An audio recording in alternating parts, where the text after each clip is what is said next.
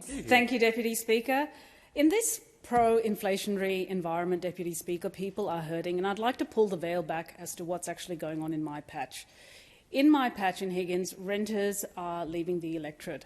I have entire families who are moving homes because they simply can't make the rent.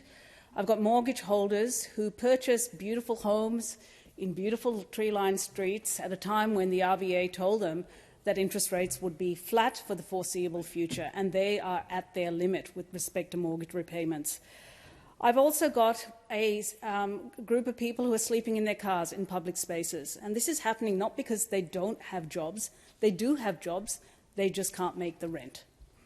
And disturbingly, we are seeing a spike in domestic violence in our maternal and child health centre presentations.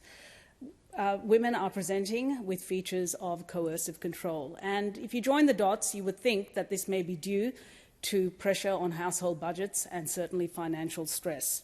So if this is happening at Higgins, imagine how much worse it is elsewhere. How much worse it is elsewhere. Now, inflation is public enemy number one, and Australia is not immune to the inflationary pressures that have been sweeping the world.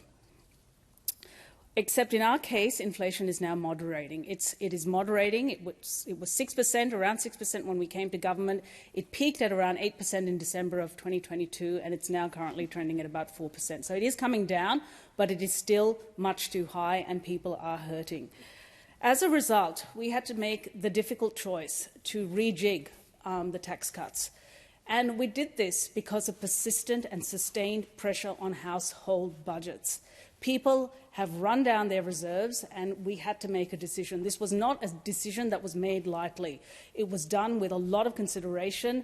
I'm sure there were some pretty robust discussions around the Cabinet table, but it is the right decision. It is the right decision because despite throwing a bunch of medicines at this problem, it is proving to be much stickier and much more stubborn than we anticipated.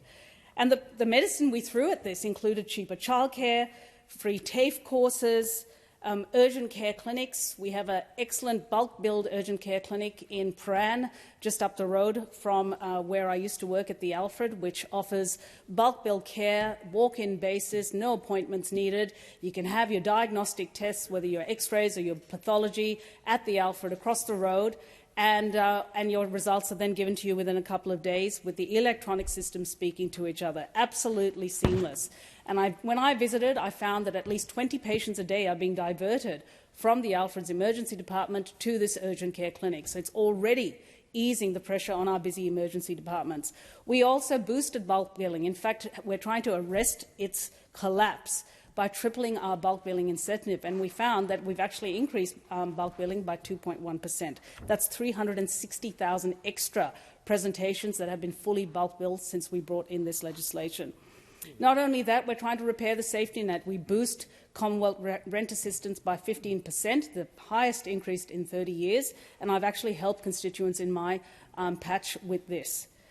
But the tax cuts are going to be a real game changer. Why? Because it is a broad-based solution which is going to sweep over every single taxpayer, every 13.6 million taxpayers. Everyone is going to get a tax cut.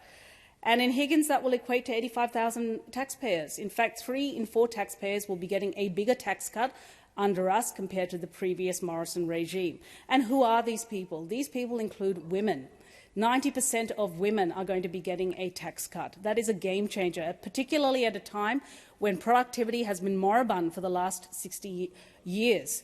And when we talk about productivity, what could be a bigger shot in the arm than injecting a whole bunch of skilled workers into the economy at a time when businesses are desperate for skilled workers? Those women are currently languishing at home, having made a decision to not increase their hours. Now, we know from Treasury analysis that these tax cuts will in fact boost labour supply by a whopping 930,000 hours per week, and that's double the old Morrison regime. Young people are also the big winners in this. We have 1.5 million young people aged 18 to 24, and most of them, in fact all of them, will be getting a tax cut in the order of around just over $1,000. So this is the intergenerational dividend that we've been calling for and that we are now delivering. But there is more to do, and we are absolutely committed to delivering that for the Australian people. In